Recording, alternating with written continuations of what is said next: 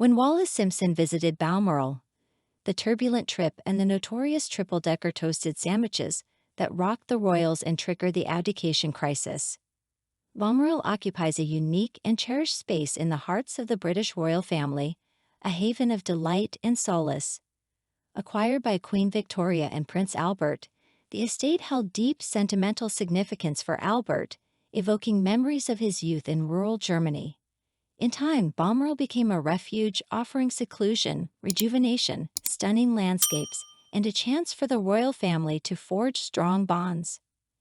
A snapshot, captured by Sophie, the former Duchess of Wessex, freezes Queen Elizabeth and Prince Philip in a rare relaxed moment amid the heather, capturing the essence of Balmoral's pleasures.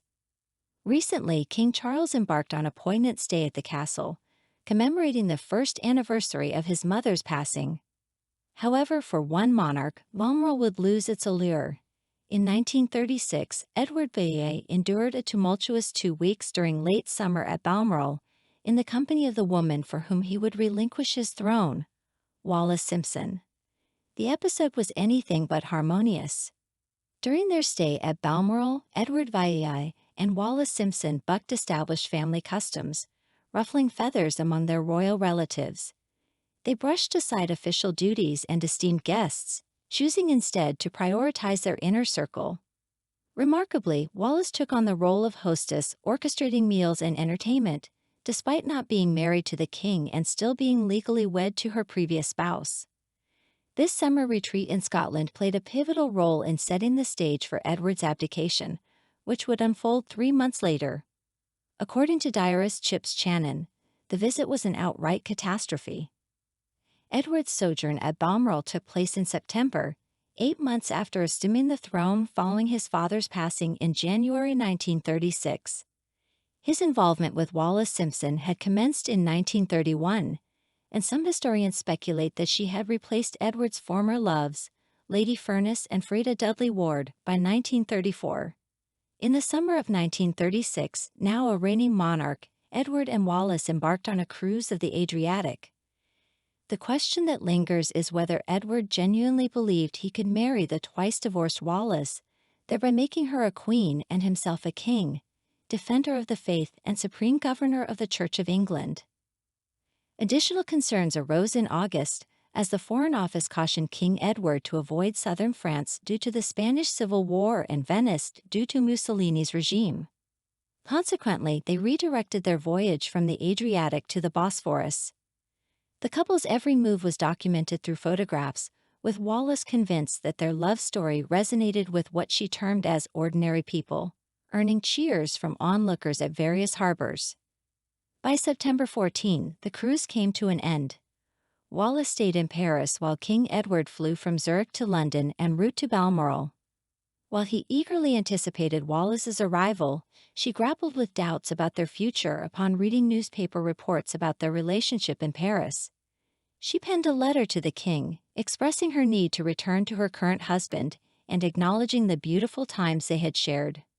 She believed that Edward's pursuits would be more dignified without her, foreseeing doom in their union. Unwilling to part with Wallis, Edward persisted in corresponding and persuading her until she agreed to join him at Balmoral. She continued with plans to finalize her divorce, meeting with Goddard in London before reuniting with the king in Scotland. Edward held a deep affection for the Scottish Highlands, extolling its virtues in letters to friends, deer hunting, grouse shooting, fresh air, and physical activities.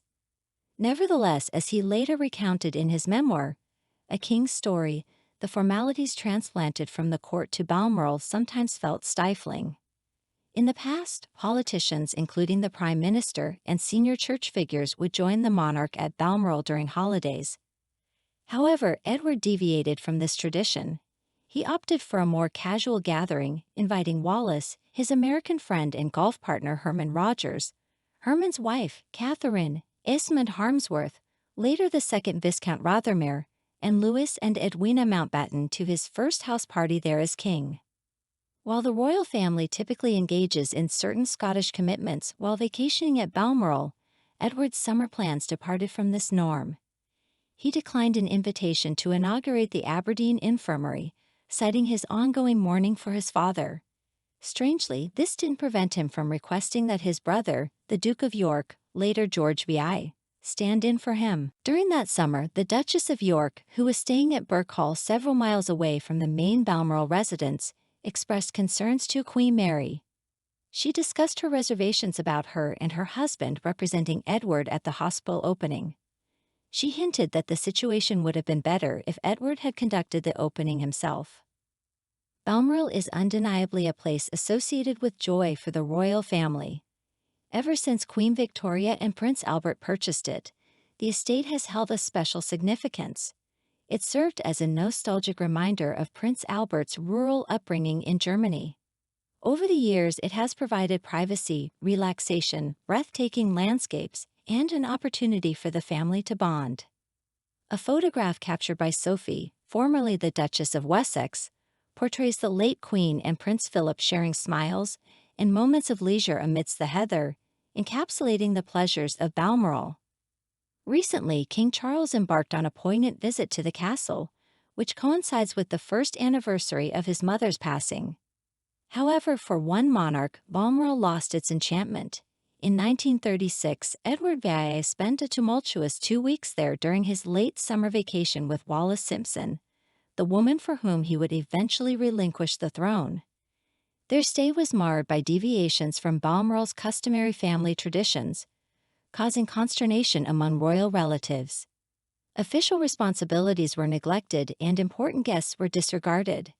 Edward preferred the company of his friends, while Wallis took on a role akin to a hostess, overseeing meals and entertainment.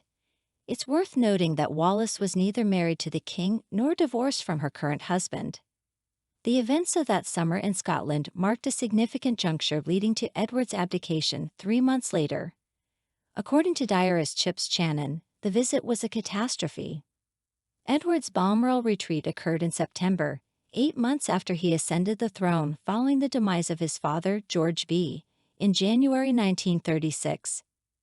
His acquaintance with Wallis Simpson began in 1931, and some historians speculate that she had replaced his previous paramours, Lady Furness and Freda Dudley Ward, by 1934. In the summer of 1936, now as king, Edward and Wallis embarked on a cruise of the Adriatic. The question arises, did Edward genuinely believe he could marry the twice-divorced Wallis, make her his queen, and assume the titles of King, Defender of the Faith, and Supreme Governor of the Church of England? As August unfolded, other concerns clouded their vacation plans. The Foreign Office cautioned the king against visiting the south of France due to the Spanish Civil War and Venice due to Mussolini.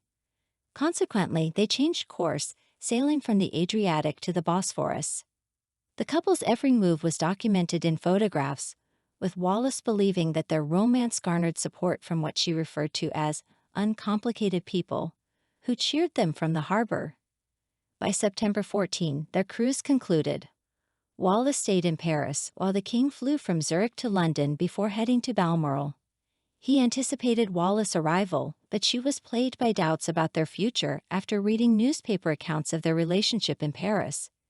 In a letter to the king, she expressed her desire to return to her former husband, conveying that their time together had been special, but their union would likely result in disaster.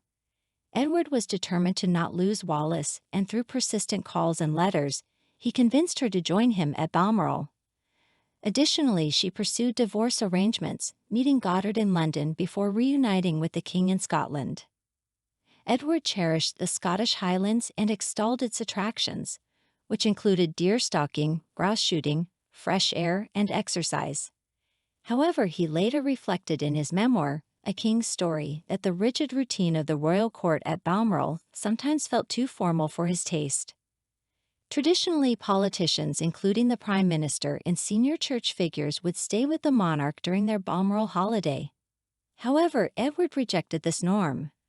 For his first house party as king, he chose to invite people he found enjoyable, including Wallis, his American friend and golf partner Herman Rogers, and his wife Catherine, as well as Eastmond Harmsworth and Louis and Edwina Mountbatten. While the royal family typically engages in Scottish activities during their Balmoral stay, Edward defied this tradition that summer. He had received an invitation to inaugurate the Aberdeen Infirmary and wrote a letter to the Lord Provost of Aberdeen declining the offer. His reason for declining was that the court was still grieving for his father, George B. Oddly enough, this did not prevent him from asking his brother, the Duke of York, later known as George VI, to stand in for him. During that time, the Duke and Duchess of York were staying several miles away from the main residence at Balmoral, specifically at Birkhall. This house would eventually become a summer retreat for the Duchess, later known as Queen Elizabeth the Queen Mother, after her husband's passing. It later became the residence of Prince Charles, now King. During that summer, the Duchess of York wrote a letter to Queen Mary, the widow of George B. In her letter, she discussed the King's request for her and her husband to represent him at the opening of the hospital in Aberdeen. She seemed to believe that it would have been better if the King himself had opened the hospital. In the letter, the Duchess also mentioned a certain Mrs. Simpson, although she couldn't bring herself to directly name her. She expressed a sense of apprehension about the upcoming week, hoping that this person would not attend as the topic was widely discussed in that area. The Duchess's concerns were not unfounded. On September 23, the very same day she and the Duke traveled to Aberdeen for the hospital opening, Edward drove to the city as well. However, his purpose was to meet Mrs. Simpson at the train station. He aimed to spare her the inconvenience of taking the branch line to Balmoral. Despite his efforts to remain inconspicuous, he was recognized. The evening newspaper featured 2 front-page photographs, one showing the Duke and Duchess at the hospital, and the other depicting the King meeting his guests at the station. This event foreshadowed the impending abdication, where the Duke and Duchess of York would step up to fulfill their duties as Edward pursued his relationship with Mrs. Simpson. The incident in Aberdeen stirred up speculation and concern among courtiers. An interesting detail emerged when the court circular was published. It was noticed that the King had placed Wallis Simpson's name ahead of the Duke and Duchess of York, the future King and Queen, in the listing. One of the courtiers, Tommy Lascelles, who would later serve as private secretary to George I and Queen Elizabeth II, wrote critically about Edward, highlighting his lack of genuine friendships and the challenges his private secretaries faced. The Duke and Duchess of York were frustrated, feeling that they were being made to appear complicit in the King's actions. At Birkhall, they found solace in their friend Cosmo Lang, the Archbishop of Canterbury, who had not received an invitation from the King to Balmoral. Their relationship with Lang contrasted with Edward's strained interactions with him. Despite their discomfort over the Aberdeen incident, the Duke and Duchess accepted an invitation from Edward to attend a dinner at Balmoral. Interestingly, it was Wallis Simpson who orchestrated the evening's arrangements. However, this invitation only intensified the tension between the two couples. Michael Thornton, the author, reconstructed the evening's events based on accounts from someone who had first-hand knowledge. Wallis behaved as if she were the hostess, even though she was still married to someone other than the King at that time. She greeted the Duke and Duchess, but the Duchess walked past her, declaring loudly that she had come to dine with the King. In a letter to Queen Mary, the Duchess of York expressed her upset, indicating that the main source of difficulty was a certain person, likely Wallis. Divorce, as Wallis had already experienced, carried a stigma in 1936, and this exacerbated the tension. There was also a hint of personal animosity. It's possible that the Duchess of York recognized Wallis's snobbish tendencies, both toward high society and even toward the Duchess herself, whom she referred to as Cookie to Edward. The relationship between the Duchess of York and the King had undoubtedly soured. Previously affectionate letters from the Duchess to the King were now viewed as excessive and insincere. While the British public remained unaware of the developments within the King's private life, those in public life were forming their own opinions. Gyps Channon, the diarist, believed that the visit to Balmoral marked a significant turning point for the couple. He expressed his thoughts, stating that the Balmoral visit had disastrous consequences. After the King skipped the opening of the Aberdeen Infirmary and openly appeared at the station on the same day to welcome Wallis to the Highlands, Channon remarked, "Aberdeen will never forgive him." Initially, Winston Churchill had shown some sympathy for the King and had believed that Mrs. Simpson's presence wasn't affecting his role as King. However, Churchill later considered it a mistake to have her at Balmoral, a place revered for its connection to Queen Victoria's memory. Edward seemed unconcerned about the opinions of Queen Victoria or others. He gave Wallis the best guest room in the castle and chose to occupy her dressing room instead of the usual sovereign's room. The couple introduced after-dinner films, a departure from the usual Balmoral activities like dancing Scottish reels. Mrs. Simpson also departed from the customary tweed attire associated with the Scottish retreat. Scene films captured her in more urban attire, including smart suits and black felt hats. One of Mrs. Simpson's notable innovations, which might resonate with younger generations of royals who prefer different diets, was her introduction of triple-decker toasted sandwiches as a late-night snack. However, this did not sit well with the already overburdened kitchen staff, especially after Edward had reduced the number of employees at Balmoral. Following the King's return to London from Scotland, events unfolded swiftly. Prime Minister Stanley Baldwin and Archbishop Cosmo Lang were inundated with letters from concerned British citizens abroad, who were appalled by the foreign press coverage of the King's relationship with Mrs. Simpson. Due to tensions between Lang and the King, it was expected that the Prime Minister would need to address the issue of Wallis. Baldwin, along with other prominent figures, engaged in discussions with the King without initially mentioning Mrs. Simpson. Baldwin emphasized that people expected a higher standard from their king since the war, referring to the numerous letters he had received about Mrs. Simpson. According to Edward's biographer Francis Donaldson, Baldwin warned the king that private matters might be tolerated, but public figures should avoid such scandals. The reference to Mrs. Simpson's visit to Balmoral in the court circular had elicited public resentment. Baldwin proposed delaying Mrs. Simpson's pending divorce from her second husband, but Edward rejected the idea, maintaining that her personal matters were beyond his influence as a friend. This statement was later deemed the only lie the king ever told Baldwin. However, the tipping point came on December 1. While the American press continued to speculate about a potential marriage, the British press had remained relatively quiet, until a bishop voiced concerns. The Bishop of Bradford, Dr. Alfred Blunt, expressed his hopes that the king was aware of his responsibilities and required prayers. The Press Association's report on Blunt's comments unleashed a torrent of British reporting and commentary. Within 9 days, Edward abdicated the throne, ending any chance of Mrs. Simpson becoming queen. The idyllic days at Balmoral, when she had effectively played the role of the royal family's hostess, now seemed distant. In mid-October, the king met with Prime Minister Stanley Baldwin and shocked him by revealing his determination to marry Wallis Simpson and become her third husband. Baldwin was deeply concerned. Despite this, plans for the king's coronation continued, even though Edward paid little attention and delegated his brother, the Duke of York, to attend meetings in his stead. By November, the king received letters from Alexander Hardinge and senior ministers, warning that journalists would soon break their silence regarding his relationship with Mrs. Simpson. Dear friend, if you like everything new about the royal family and don't want to miss all the novelties, subscribe to our channel and like it. By doing so, you take part in our development. We work for you.